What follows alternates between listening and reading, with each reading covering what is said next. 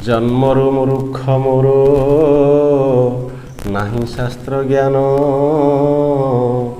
तू जहा कहू ताहा मु करई लिखन मोहठारे कृपा जेबे कर महादेई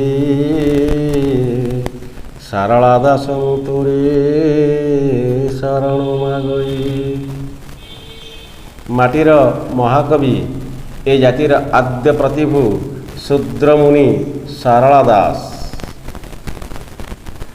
पंचदश शताब्दीर घोर तिमिरित उत्कल साहित्य आकाशर तमसाच्छन्न दिगकू भेद करी जे नूतन सूर्य स्वरूप उत्कल साहित्य आकाश उद्भासित हेले एवं ए माटी को देदेले तार आद्य परिचय अनेक पुराण लक्ष्मीनारायण वचनिका एवं सारला महाभारत जो अष्टादश पर्व ता सहित चंडी पुराण एवं बिलंका रामायण यही भाव में ए जातिर आदिकवि चिर वरेण्य प्रातस्मरणीय झंकड़वासिनी माँ सारला आज्ञारू निजको तांकर बरपुत्र नाम प्रथित करी जी ए माटी को देदेले पुराणर चिर संधान अष्टादश पुराण जो कहुच्छी सारला महाभारत ओडिया जातिर जीवन वेद।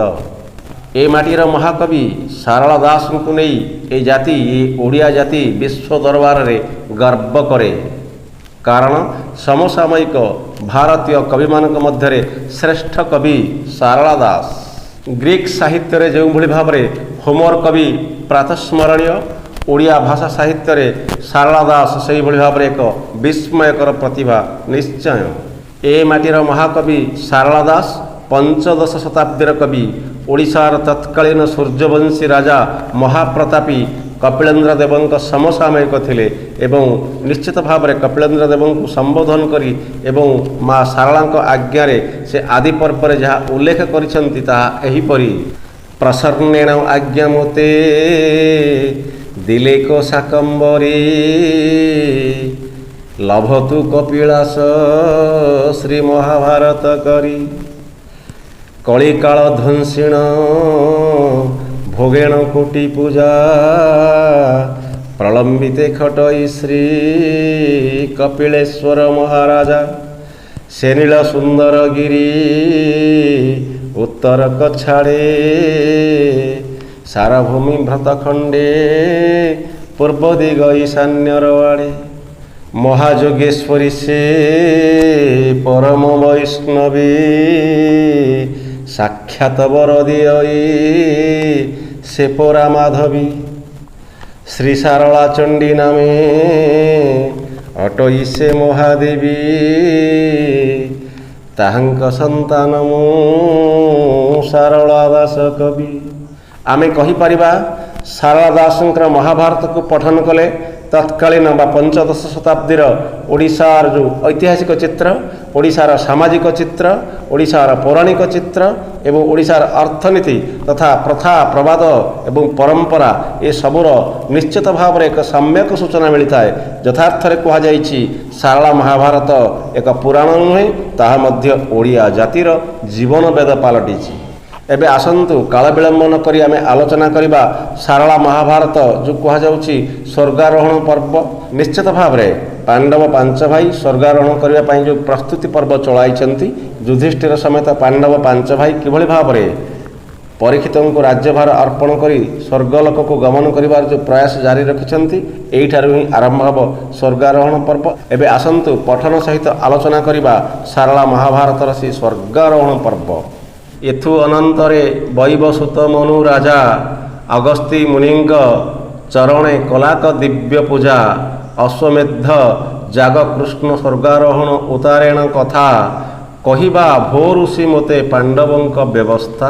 निश्चित भाव में वैवसुत मनु अगस्ती महर्षि को पुच्छा करुछन्ति सामग्रिक भाव में यही सारला महाभारतर कथावस्तु यही भाव में कहुच्छी जड़े वक्ता आउ जड़े श्रोता एवं कहुच्छी अगस्ती बोइले हेउ सावधानी शुण महाभारत अंते जे स्वर्ग आरोहण कथयन्ति महात्मा अगस्ती पुराण ब्रह्म ऋषि कलिजुग प्रवेश जे ହୋଇଲାକ ଆସି।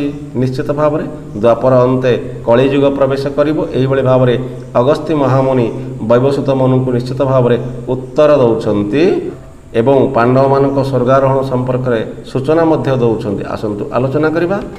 ଅନୀତି ଗତି ଲୋକେ ହେଲେ ଗରୁହଂସୀ, କଳିଯୁଗ ସିଦ୍ଧ ଯେ ଅଭୟେ ସୋମବଂଶୀ। ଦୁର୍ଯ୍ୟୋଧନ ମାରି ରାଜ୍ୟ କଲେ କଳିଯୁଗର ମଧ୍ୟେ, 800 ବରଷ ହେଲା ଏଣେ କୃଷ୍ଣ ଗଲେ ବୋଧେ। କୃଷ୍ଣର ଗଲା ଉତ୍ତାରେ ବରଷ 702, ରାଜ୍ୟ କରୁଛନ୍ତି ଯେ ପାଣ୍ଡବ 5 ଭାଇ। 800 ବରଷ ହେଲା ଏଣେ କୃଷ୍ଣ ଗଲେ ବୋଧେ କୁହାଗଲା। ନିଶ୍ଚିତ ଭାବରେ 800 ବର୍ଷ ଅର୍ଥାତ୍ 800 ବର୍ଷ କୃଷ୍ଣଙ୍କର ଅବର୍ତ୍ତମାନ ଏବଂ କୃଷ୍ଣଙ୍କର ଯେଉଁ ଇହଲୀଳା ସମ୍ବରଣ ହେଲା ଏବଂ ତତ୍ପରେ ପାଣ୍ଡବମାନେ ନିଶ୍ଚିତ ଭାବରେ ଆହୁରି 200 ବର୍ଷ ଧରି ରାଜୁତି କରୁଥିଲେ, ଏହି କଥା କୁହାଯାଇଛି। ଏବଂ ଏକ୍ଷତ୍ର ମହିଭାର ରାଜ୍ୟର ସମ୍ପଦ, କେଶନକ ଯୁଧିଷ୍ଠିର କଲେ ବନସାଧ। କହ ମହାମୁନି ମୋତେ ସ୍ୱର୍ଗ ଆରୋହଣ ବାଣୀ, ଅଗସ୍ତ୍ୟ ବୋଇଲେ ହୋ ଶୁଣ ନୃପମଣି। ଅଗସ୍ତ୍ୟ ନୃପମଣି ଅର୍ଥାତ୍ ରାଜା ବୈବସ୍ୱତ ମନୁଙ୍କୁ ମଧ୍ୟ ଏଠାରେ ସମ୍ବୋଧନ କରି ଆହୁରି ମଧ୍ୟ ତାଙ୍କୁ ଉତ୍ତର ଦେଉଛନ୍ତି। ରାତ୍ର ପ୍ରଭାତେଣ ଆସ୍ଥାନେ ବିଜୟ ଦଣ୍ଡଧାରୀ, ଯୁଧିଷ୍ଠି ଦେବ ସକଳ ଜନନ୍ତ ହକାରୀ। ଜନନ୍ତ ଯେଉଁ କୁହାଯାଉଛି ଜନଙ୍କୁ ଅର୍ଥାତ୍ ଏଇଭଳି ଭାବରେ ଅପଭ୍ରଂଶ ଶବ୍ଦ ଯେଉଁ କୁହାଯାଉଛି, ପଞ୍ଚଦଶ ଶତାବ୍ଦୀରେ ଯେତେବେଳେ ଓଡ଼ିଆ ଭାଷାର ପୂର୍ଣ୍ଣ ପରିଚୟ ନଥିଲା, ଠିକ୍ ସେହି ମୁହୂର୍ତ୍ତରେ ଅନେକ ଅପଭ୍ରଂଶ ଭାଷା ସହିତ ସାରଳା ଦାସ ଏ ମାଟିର ମହାକବି ନିଶ୍ଚିତ ଭାବରେ ତାଳପତ୍ର ଲେଖନୀ ଏବଂ ବରଡ଼ା ପତ୍ରରେ କିଭଳି ଭାବରେ ବହଳ ଅନ୍ଧାର ଭିତରେ ଲୁହାର ଲେଖନୀ ମନରେ ସେ ଲେଖିଛନ୍ତି, ଏହିଭଳି ଭାବରେ ଅଷ୍ଟାଦଶ ପୁରାଣ। ଆସନ୍ତୁ ଆଲୋଚନା କରିବା। ପାତ୍ରମନ୍ତ୍ରୀ ଅମାନତ୍ୟ ସୈନ୍ୟ ଯେ ପ୍ରୋହିତ, ଯେଉଁ କୁହାଯାଉ ପାତ୍ରମନ୍ତ୍ରୀ ଏବଂ ଯେଉଁ କୁହାଯାଉଛି ଅମାତ୍ୟ ଏବଂ ପୁରୋହିତ, ଏହିଭଳି ଭାବରେ କୁହାଯାଇଛି। ରାଇଣ ବଚନ ବୋଲନ୍ତି ଧର୍ମସୂତ, ରାଇଣ ଅର୍ଥାତ୍ ଡାକି ପାତ୍ରମନ୍ତ୍ରୀ ପୁରୋହିତ ଏବଂ ସମସ୍ତ ସୈନ୍ୟ ସାମନ୍ତମାନଙ୍କୁ ଏବଂ ଅମାତ୍ୟମାନଙ୍କୁ ଡାକି କରି ଯୁଧିଷ୍ଠି ଦେବ ଯିଏ ହେଉଛନ୍ତି ମହାରାଜା, ସେ ନିଶ୍ଚିତ ଭାବରେ ତାଙ୍କୁ ଡାକି ଏହା କହୁଛନ୍ତି। ଧର୍ମସୂତ ଅର୍ଥାତ୍ ନିଜେ ଯୁଧିଷ୍ଠିର, ବାବୁ ତୁମ୍ଭେ ସକଳ ଜନେ ଶୁଣି ମା ମୋର ବାଣୀ, ଆମ୍ଭଙ୍କୁ ସଖା ଥିଲେ ଦେବ ଚକ୍ରପାଣି। ହେ ରାଜ୍ୟର ସମସ୍ତ ମୋର ପ୍ରିୟ ପ୍ରଜାମାନେ, ଏଇ ଯେଉଁ ଚକ୍ରପାଣି ଅର୍ଥାତ୍ ସୁଦର୍ଶନ ଚକ୍ରଧାରୀ କୃଷ୍ଣ ଆମର ଗତି ଏବଂ ପରମତୀର୍ଥ ସେ ଥିଲେ ଏବଂ କୃଷ୍ଣ ଆମର ସଖା ସହୋଦର ଏବଂ ସାଥୀ ସତୀର୍ଥ ଯିଏ ପରମତୀର୍ଥ ଆମର ଥିଲେ, ନିଶ୍ଚିତ ଭାବରେ ସେ ଚକ୍ରପାଣି କହୁଛନ୍ତି। ଆହୁରି ମଧ୍ୟ କୁହାଯାଇଛି, କୃଷ୍ଣର ଅଭାବେ ଆମ୍ଭର କିସ ରାଜ୍ୟ, କହଇ ତୁମ୍ଭନ୍ତ ଯେବେ ଆମ୍ଭର ପୂର୍ବ କାର୍ଯ୍ୟ। ଯେତେକ ଦୋଷ ତୁମ୍ଭନ୍ତ ଅଛଇ ମୁଁ କରି, କ୍ଷମା କରିବାକୁ ଯେବେ ସେ ଦୋଷ ମୋହରି। ଯଦି ଜୀବନରେ କିଛି ଦୋଷ କରିଥାଏ ତାହେଲେ ହେ ପ୍ରଜାବୃନ୍ଦ, ମୋର ପ୍ରିୟ ସନ୍ତାନ ଭଳି ମୁଁ ତୁମକୁ ପାଳନ କରିଛି। ଯଦି କିଛି ଅପରାଧ କରିଥାଏ ଏଇ ମୁହୂର୍ତ୍ତରେ ମୁଁ ଯେଉଁ ଏଇ ମୁହୂର୍ତ୍ତରେ ମୁଁ ଯେଉଁ ରାଜ୍ୟ ତ୍ୟାଗ କରୁଛି, ତାହେଲେ ମୋର ସମସ୍ତ ଦୋଷକୁ ତୁମେମାନେ କ୍ଷମା କରିଦେବ ବୋଲି ମୁଁ ଆଶା ଏବଂ ବିଶ୍ୱାସ, ଏହା କହୁଛନ୍ତି ଯୁଧିଷ୍ଠି ଦେବ। ମୋହରେ ଅପମାନ ପାଇଲ ବହୁତ, ଏ ଦୋଷ ମୋହର କ୍ଷମା କରିବା ସମସ୍ତ ଦୋଷ ମୋର କରିବା ଉପେକ୍ଷା, କିଞ୍ଚିତ ପୁଣ୍ୟ ମୋର ବହୁତ ଧର୍ମ ବାଞ୍ଛା। ଆହୁରି ମଧ୍ୟ ସେ କହୁଛନ୍ତି, ମହତ୍ଵ ପ୍ରାଣୀମାନେ ନ ଘେନନ୍ତି ଦୋଷ, କିଞ୍ଚିତ ଲୋକେ ଯେ ବୁଝନ୍ତି ବିଶେଷ। ମୋତେ ଆଜହୁଁ ତୁମ୍ଭେ ଉପେକ୍ଷା କରିବା, ପରୀକ୍ଷ ଅନୁମତେ ସକଳେ ରହିବା। ମହତଜନ ସେମାନେ ଅନ୍ୟର ଦୋଷାଦୋଷକୁ ବେଶୀ ବିବେଚନା କରନ୍ତି ନାହିଁ। ହେ ପ୍ରଜାବୃନ୍ଦ, ଆଜିଠାରୁ ତୁମେମାନେ ମୋତେ ଉପେକ୍ଷା କରିବ ଏବଂ ପରୀକ୍ଷ ଯେଉଁ କୁହାଯାଉଛି ଏବଂ ପରୀକ୍ଷିତ ମହାରାଜାଙ୍କ ଅଧୀନରେ ସମସ୍ତେ ନିଶ୍ଚିତ ଭାବରେ ଉତ୍ତମ ରୂପେ ପ୍ରଜାବର୍ଗମାନେ ସୁଶାସିତ ହେବ। ଚନ୍ଦ୍ରେଣ ଅଟଇ ଯେଭଳି ତାରା ଯେ ବିଦିତ, ତେସନକ ହୋଇ ନରେ ତୁମ୍ଭର ନିୟତ। ଇଏ ମୋହର ଲକ୍ଷ୍ମୀ ଯେବେ ପରୀକ୍ଷକୁ ଦେଇ, ବନେଣ ଗମନ କରିବୁ ପଞ୍ଚୁ ଭାଇ।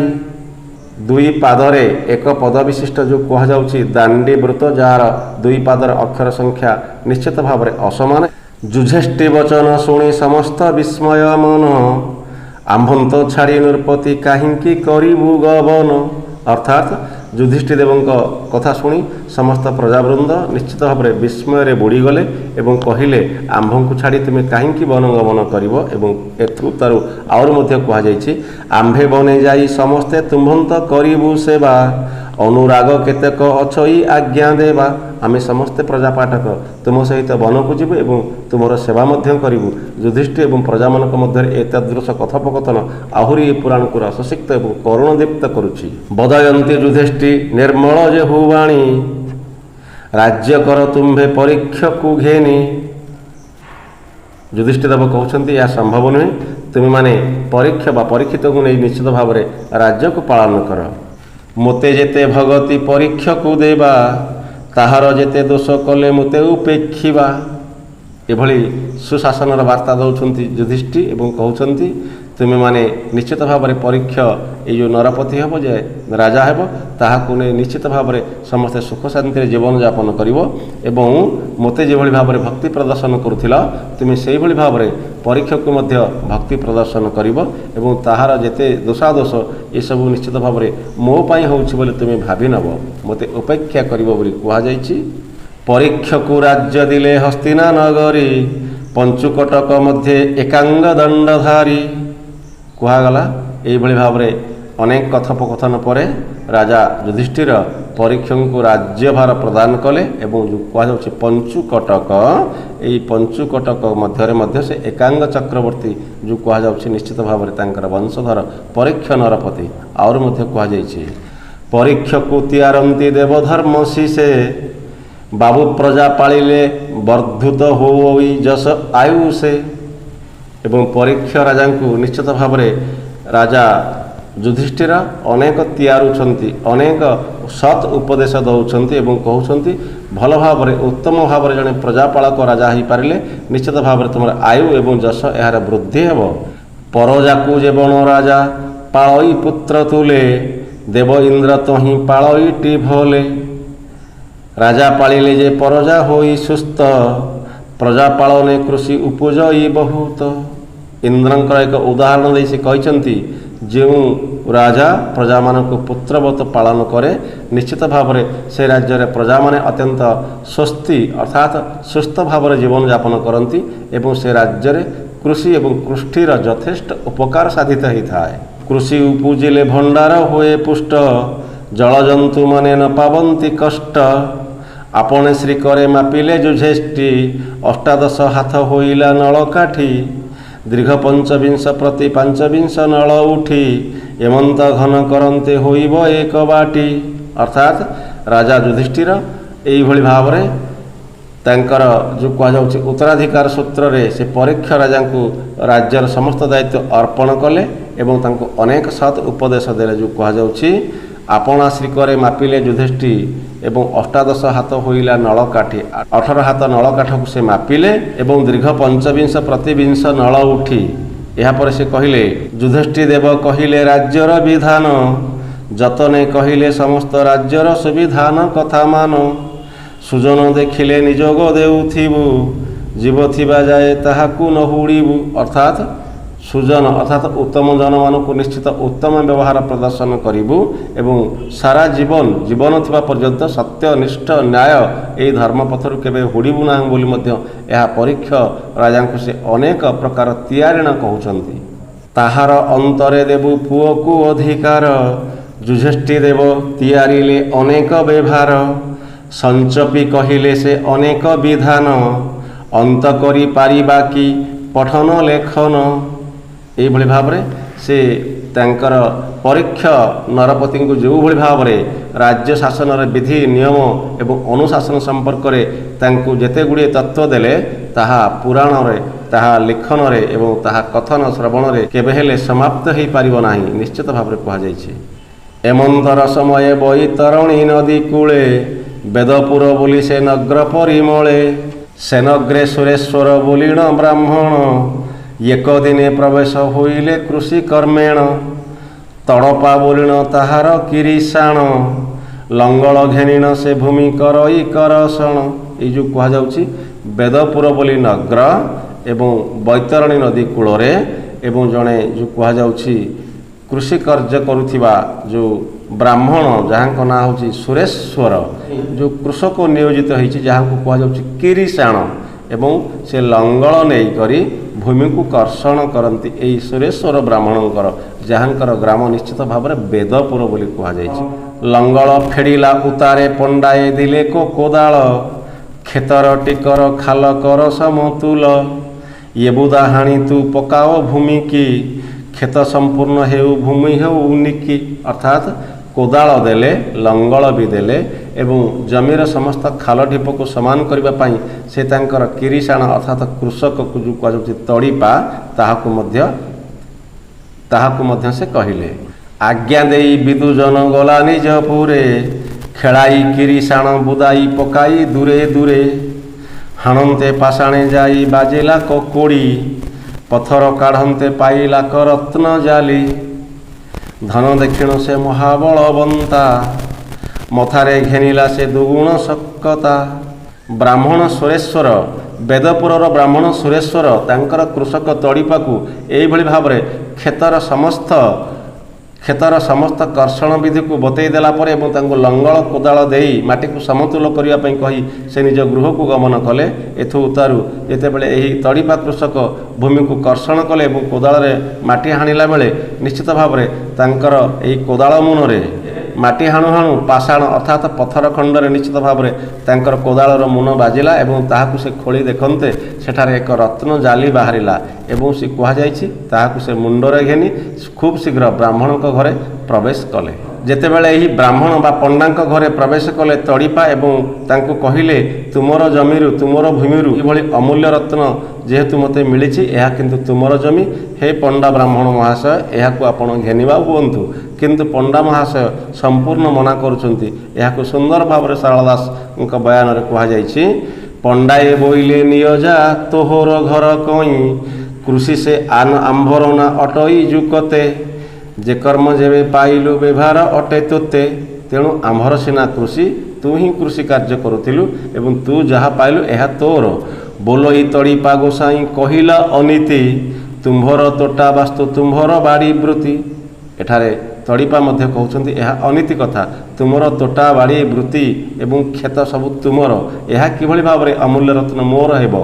ତୁମ୍ଭର ଉପର ବଂଶେ କେବଣ ସାଧବେ, ଗୋପତେ ଥୋଇଲା ଆନକେ ହରିବେ, ମୁହିଁ କୃଷିକାରୀ ଉପଜାଇ ଚିତ୍ତ, ଧନ ମୋହର କିସ ମୂଲ୍ୟ ହିଁ ଯୁକତ। ଏଠାରେ ମଧ୍ୟ ତାଙ୍କର କୃଷକ, ସାଧାରଣ କୃଷକ କହୁଛନ୍ତି, ହେ ପଣ୍ଡା ମହାଶୟ ଆପଣ ନହେଲେ ମଧ୍ୟ ଆପଣଙ୍କର ପୂର୍ବସୂରୀମାନେ ଏ ଧନକୁ ହୁଏତ ଏହି ଜମିରେ ପୋତି ରଖିଥିବେ, ତେଣୁ ଏହା ନିଶ୍ଚିତ ଭାବରେ ପ୍ରାପ୍ୟ ତୁମର ବୋଲି କହୁଛନ୍ତି ଏହି କୃଷକ ତଡ଼ିପା। ଅର୍ଣ୍ଣବସ୍ତ୍ର ବର୍ତ୍ତନ ହୁଅଇ ଯେତେ ମୋତେ, ତୁମ୍ଭର ଆଏ ଚିତ୍ତ ମୁଁ ନେବଇ କେମନ୍ତେ, ବ୍ରାହ୍ମଣ ବୋଲଇ ତୁହ ଶୁଣସି ସମ୍ପାଦ, କୃଷାଣ ହୋଇ ମୋତେ କରହ କହଇ ଅପବାଦ। ଅର୍ଥାତ୍ ତୁ ଜଣେ କୃଷକ ଆଉ ମୁଁ ଜଣେ ବ୍ରାହ୍ମଣ, ଏହି କୃଷି କାର୍ଯ୍ୟ ସମ୍ପର୍କରେ ତାକୁ ନିଶ୍ଚିତ ଭାବରେ ଏହା ବୁଝାଉଛନ୍ତି, ଯେହେତୁ ତୁ କାମ କରିଛୁ, ତୁ ନିଜେ ଶ୍ରମଝାଳ ବୁହାଇ ଏହାକୁ ପାଇଛୁ, ଏହା ହିଁ ତୋର, ଏହା ମୋର କେବେ ପ୍ରାପ୍ୟ ନୁହେଁ ବୋଲି ବ୍ରାହ୍ମଣ ସୁରେଶ୍ୱର କହୁଛନ୍ତି ଏବଂ ଏହି ସମ୍ପତ୍ତିକୁ ମୋତେ ପ୍ରାପ୍ତ କରାଇ ମୋତେ ଅପବାଦ ଦିଏ ନାହିଁ ବୋଲି ପୁନର୍ବାର ତାକୁ ମଧ୍ୟ ଏହା ଉଚିତ ଜବାବ ଦେଉଛନ୍ତି।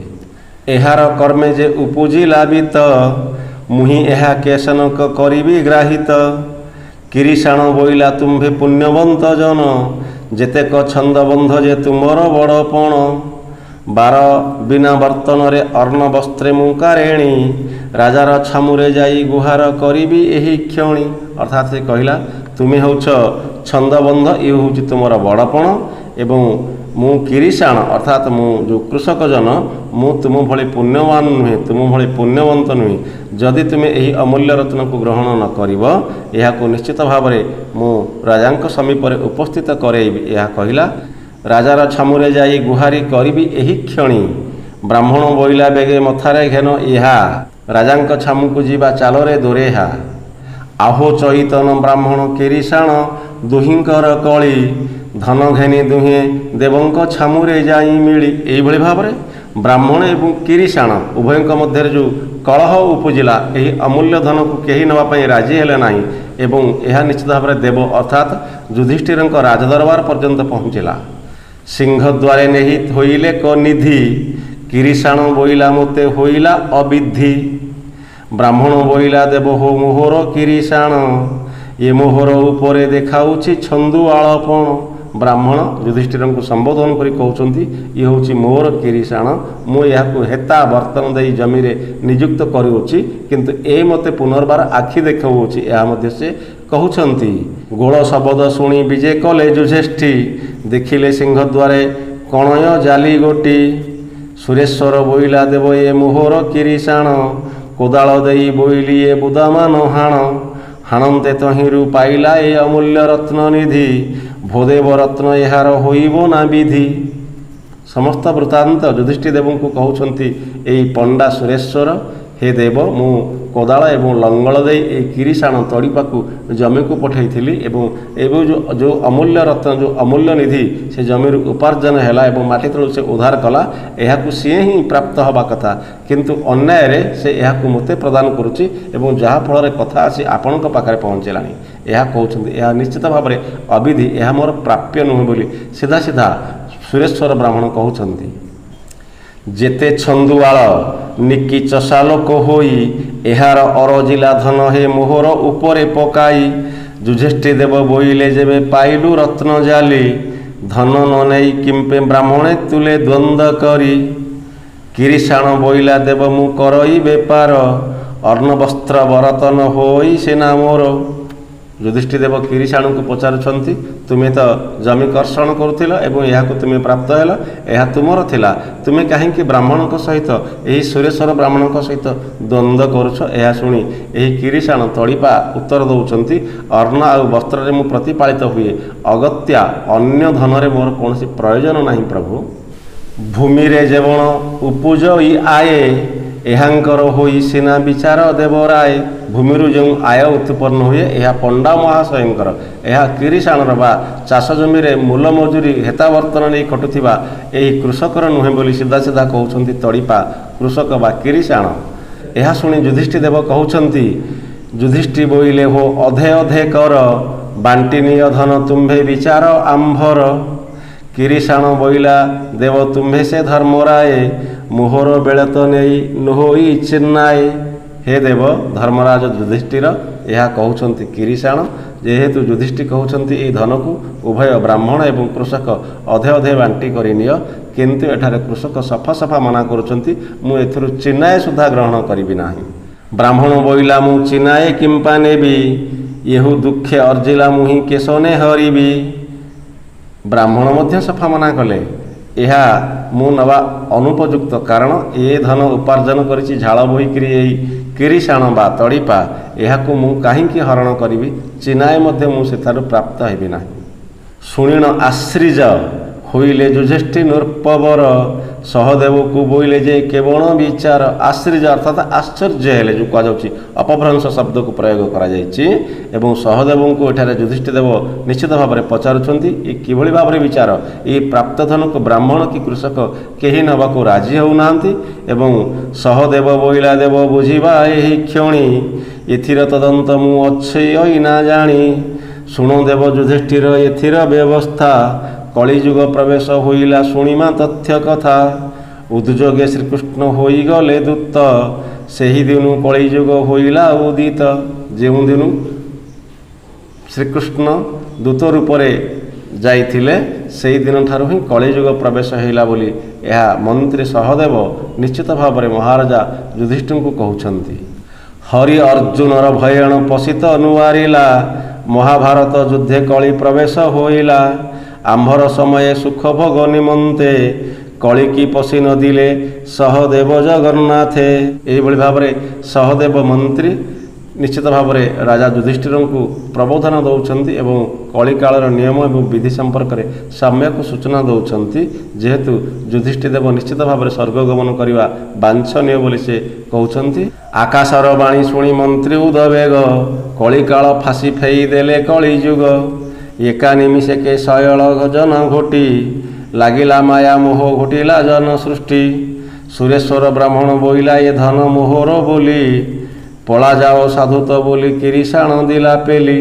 ଏହିଭଳି ଭାବରେ ଯେହେତୁ କଳି ପ୍ରବେଶ କଲା, ଉଭୟ ଯେଉଁ କୁହାଯାଉଛି ବ୍ରାହ୍ମଣ ସୁରେଶ୍ୱର ଏବଂ ତଡ଼ିପା ଯେଉଁ କୃଷକ ତାଙ୍କର ଯେଉଁ କୁହାଯାଉଛି ରୟତ ଚାଷୀ ତାଙ୍କ ମଧ୍ୟରେ କଳିର ପ୍ରଭାବରେ ମଧ୍ୟ ତାଙ୍କର ମନୋବୃତ୍ତି ବଦଳିଗଲା ଏବଂ ଏହି ଧନକୁ ସାମଗ୍ରିକ ଭାବରେ ବ୍ରାହ୍ମଣ ଦାବି କଲା ମୋର ବୋଲି ଏବଂ ତାଙ୍କୁ ମଧ୍ୟ ପେଲିଦେଲେ ତାଙ୍କର ରୟତ ବା ଚାଷ କରୁଥିବା ସେ କୃଷକ ଜଣକ ଏବଂ କହିଲେ ଏ ଧନ ମୁଁ ପ୍ରାପ୍ତ କରିଛି, ମୁଁ ପାଇଛି ଏବଂ ମାଟି ହାଣି କରି ଜମି ଖୋଳି କରି ଏହା ମୋର ବୋଲି ଏବଂ ମନୋବୃତ୍ତି ବଦଳିଗଲା। କାରଣ କଳିର ପ୍ରବେଶ ଏବଂ ଲୋଭର ପ୍ରବେଶର ଆଦ୍ୟ ସୂଚନା ଦେଉଛନ୍ତି ସହଦେବ ନିଶ୍ଚିତ ଭାବରେ ରାଜା ଯୁଧିଷ୍ଠିରଙ୍କୁ।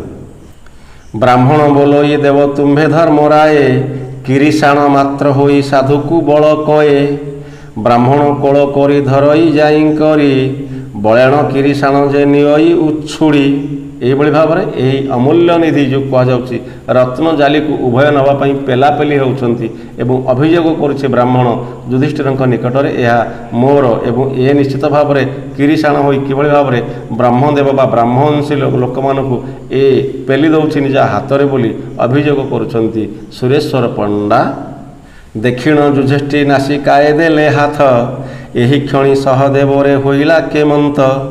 ସହଦେବ ବୋଇଲା ଯେଉଁ ଦିନୁ କୃଷ୍ଣଦୂତ ପୁଣି ଗଲେ, ସେହି ଦିନୁ କଳିଯୁଗ ପ୍ରବେଶ ହୋଇଲେ। ସହଦେବ କହୁଛନ୍ତି ଏହା କଳିର କରାମତି ପ୍ରଭୁ। ଏହି କ୍ଷଣି ବ୍ରାହ୍ମଣ କହୁଥିଲେ ଏ ଧନ ମୋର ନୁହେଁ, ମୋତେ ହିଁ ପାପ ଲାଗିବ। ଏ ବ୍ରାହ୍ମଣ ଝାଳ ବୁହାଇ ଏ କୃଷକ ଝାଳ ବୁହାଇ ଏ ଧନକୁ ରୋଜଗାର କରିଛି, ତେଣୁ ଏହା ତାର। କିନ୍ତୁ କୃଷକ କହିଲା ଏ ଧନ ନିଶ୍ଚିତ ଭାବରେ ଜମି ମାଲିକଙ୍କର। କିନ୍ତୁ କଳିର ପ୍ରଭାବରେ ତାଙ୍କର ମତିଗତି ସମ୍ପୂର୍ଣ୍ଣ ବିଚଳିତ ହେଲା ଏବଂ ସେ ବଦଳିଗଲେ। ଏହା ଦେଖି ମୁଣ୍ଡରେ ହାତ ଦେଲେ ଯୁଧିଷ୍ଠି ଦେବ ଏବଂ ସହଦେବଙ୍କୁ ପଚାରିଲେ ଏବଂ ସହଦେବ କହିଲେ ଯେହେତୁ ଯେଉଁଦିନ କୃଷ୍ଣ ଦୂତପଣରେ ଯାଇଥିଲେ ସେହିଦିନ ଠାରୁ କଳି ପ୍ରବେଶ କରୁଥିଲା, କିନ୍ତୁ କଳିର ଉତ୍ପାତ ଏତେ ପ୍ରଭାବ ବିସ୍ତାର କରିପାରୁନଥିଲା। ମହାଦେବ ଯୁଦ୍ଧ ଯେଉଁ ଶେଷ ଯେ ହୋଇଲା, ମୋତେ ହକାରି ଦେବ କୃଷ୍ଣ ଯେ ବୋଇଲା। କାଳେକ ଯୁଧିଷ୍ଠି ଦେବ ବନେଣ ମହାଦୁଃଖୀ, ରାଜକୁମାର ହୋଇ ନୁହିଲେ କିଛି ସୁଖୀ। ଏତେ ବୋଲି ଦେବ କଳିଯୁଗ ବନ୍ଧନ କଲୁ ଆମ୍ଭେ, ସମୟକ ସୁଖ ଭୋଗ ପାଇଲ ଦେବ ତୁମ୍ଭେ। କଳିଯୁଗ ଫେଡ଼ନ୍ତେ ଦେବ ବୋଇଲା ଏମନ୍ତ, ଯୁଧିଷ୍ଠି ବୋଇଲେ କିମ୍ପେ କଳିଯୁଗ ହୋଇବ ନିତ୍ୟ। ଅର୍ଥାତ୍ ଯେତେବେଳେ କଳିଯୁଗ ପ୍ରବେଶ କଲା ସେତେବେଳେ ସହଦେବଙ୍କୁ ଡାକି କରି ଏହା କୃଷ୍ଣ କହିଲେ। ତେଣୁ ଯୁଧିଷ୍ଠିର ଦେବ ନିଶ୍ଚିତ ଭାବରେ ବନରେ ଅନେକ ଦୁଃଖ ପାଇବେ ଏବଂ ରାଜକୁମାର ହୋଇ ମଧ୍ୟ ସେ ବନରେ ଯେଉଁ ଏତେ କଷ୍ଟ ଏତେ ଜଞ୍ଜାଳ ଭିତରେ ବୁଡ଼ି ରହୁଛନ୍ତି, ସେଥିପାଇଁ କଳିଯୁଗକୁ ସେ କିଛି ସମୟ ଧରି ବନ୍ଧନ କରି ରଖିଲେ ଏବଂ ଏହାକୁ ଅଧିକ ଦିନ ବନ୍ଧନ କରି ରଖିବା ମଧ୍ୟ ସମୟୋଚିତ ହେବ ନାହିଁ ବୋଲି ସହଦେବ ପ୍ରକାଶ କରୁଛନ୍ତି ଯୁଧିଷ୍ଠିରଙ୍କ ଆଗରେ। ପରୀକ୍ଷ ବୋଇଲେ ଦେବ ପୃଥ୍ୱୀରେ ଥିଲା ସୁନା, ବିଚାରିଲେ ଯୁଗତେ ରାଜାର ଭଣ୍ଡାର ଧନ ସିନା। ସାଧବ କିରିଶାଣ ଗଲେ ମନ ମୂର୍ଚ୍ଛି, ଭଣ୍ଡାରେ ଧନ ଥୋଇଲେ ଯୁଧିଷ୍ଠି ନ ବୋଇଲେ କିଛି। ଅର୍ଥାତ୍ ପରୀକ୍ଷ ଦେବଙ୍କର ସମୟ ଆସିଗଲା। ଯେଉଁ କୁହାଯାଉଛି ରାଜା ପରୀକ୍ଷିତ, ଯୁଧିଷ୍ଠିରଙ୍କର ଅନ୍ତେ ଯେଉଁ ପରୀକ୍ଷିତ ରାଜା ହେଲେ ସେ ସିଧା ଏଇ ଯେଉଁ ନ୍ୟାୟର ଯେଉଁ କୁହାଯାଉଛି ପରିଣାମ କହିଦେଲେ ଯେ ପୃଥ୍ୱୀ ଅର୍ଥାତ୍ ମାଟି ଭିତରେ ସୁନା ଥିଲା ଏବଂ ଏହା ପୃଥିବୀପତି ଅର୍ଥାତ୍ ରାଜାଙ୍କର ଧନ। ହେ ବ୍ରାହ୍ମଣ, ହେ କିରିଶାଣ, ଏ ଧନ ତୁମର ନୁହେଁ, ତୁମେ ଏଠାରୁ ଚାଲିଯାଅ। ଏହିଭଳି ଭାବରେ ରାଜା ପରୀକ୍ଷ ଏହି ଧନକୁ ନେଇ ତାଙ୍କ ଭଣ୍ଡାରରେ ସ୍ଥାପନ କଲେ। ଏହା ଦେଖି ଯୁଧିଷ୍ଠିର କେବଳ ନୀରବରେ ରହିଲେ। ସହଦେବ ବୋଇଲା ଦେବ ଶୁଣିମା ସାବଧାନେ, କଳିଯୁଗର ଚରିତ ହୋଇବ ଏମନ୍ତ ବିଧାନେ। ଅନେକ କଷ୍ଟ ପରାଜୟ ଉପୁଜାଇବେ କୃଷି, ନାନା ଛନ୍ଦ ପାତି ରାଜା ନେବ ଦୁଇ ରାଶି। ଯହୁଁ ସେ ଅବଧି କରିବା କୁରାଏ, ଇନ୍ଦ୍ରବୃଷ୍ଟି ନ କରିବ ପୃଥ୍ୱୀ ନହିବ ଫଳଦାଏ। ଏହିଭଳି ଭାବରେ ରାଜାମାନେ ଯେଉଁ କୁହାଯାଉଛି ପ୍ରଜାମାନଙ୍କୁ ତଣ୍ଡି ନେବେ, ଯାହାଫଳରେ କି ଇନ୍ଦ୍ର ବୃଷ୍ଟି କରିବ ନାହିଁ ଏବଂ ନିଶ୍ଚିତ ଭାବରେ ପୃଥିବୀରେ ଶସ୍ୟହାନିର ସମ୍ଭାବନା ଅଧିକ ରହିବ ବୋଲି ଚେତେଇ ଦେଉଛନ୍ତି ଯେଉଁ କୁହାଯାଉଛି ତ୍ରିକାଳଦର୍ଶୀ ମନ୍ତ୍ରୀ ସହଦେବ। ପରଜା ଦୁଇ ରାଶି ନ ଅଣ୍ଟିବ ରାଜାକୁ, କୋଟାଳ କରିବେ ସେ ଦେବତା ବ୍ରାହ୍ମଣଙ୍କୁ। ରାଜା ହୋଇବେ ଶାଗୁଣା ପରଜା ହୋଇବେ ମୋଡ଼ା, ଠାବ ହୋଇ ସେ ଉଠିବା କପଡ଼ା। ଶୂଦ୍ର କହି ବ୍ରାହ୍ମଣ ଯେ ମାଗିବେ ତଳ ହାତେ, ନିତ୍ୟ କର୍ମ ତେଜିବେ ଅର୍ଣ୍ଣ ଅଭ୍ୟାଗତେ। ଏହିଭଳି ଭାବରେ କଳିଯୁଗର ଯେଉଁ ଅନୀତି କୁନୀତି ଏବଂ ନିଶ୍ଚିତ ଭାବରେ ଧର୍ମ ନଷ୍ଟ ହେବାର ଯେଉଁ ଉପାୟ ଗୁଡ଼ିକ ଏହା କହୁଛନ୍ତି ମନ୍ତ୍ରୀ ସହଦେବ ଏବଂ ସେ କହୁଛନ୍ତି ଦେବତା ଏବଂ ବ୍ରାହ୍ମଣ ଏମାନେ ଏବଂ ଶୂଦ୍ର ଏବଂ ନିଚ ଜାତିର ବ୍ୟକ୍ତିମାନଙ୍କଠୁ ତଳ ହାତ କରି ନିଶ୍ଚିତ ଭାବରେ ଅନ୍ନପ୍ରାଶନକୁ ମାଗିବେ ଏବଂ କୌଣସି ଜାତିଭେଦ ଏବଂ ପରମ୍ପରା ଏଠାରେ ରହିବ ନାହିଁ। ଆଚାର ତେଜି ବ୍ରାହ୍ମଣେ ହୋଇବେ ଅନାଚାରୀ, ରାଜସେବା କରିବେ ଯେ ଦଣ୍ଡପାଠ ଆବୋରି। କୃଷି କର୍ମେଣ ଯେ ଦଳିବା କମୋହି, ସହସ୍ର ଧରି ଶିର ଛେଦିବା କସେହି। ବେଦ ମନ୍ତ୍ରମାନ ଯେ ହୋଇବ ଅଗ୍ରାହିକ, ବ୍ରାହ୍ମଣ ସ୍ତ୍ରୀ ଯୋନିରେ ଚାଣ୍ଡାଳେ ଦେବେ ବୀର୍ଯ୍ୟ।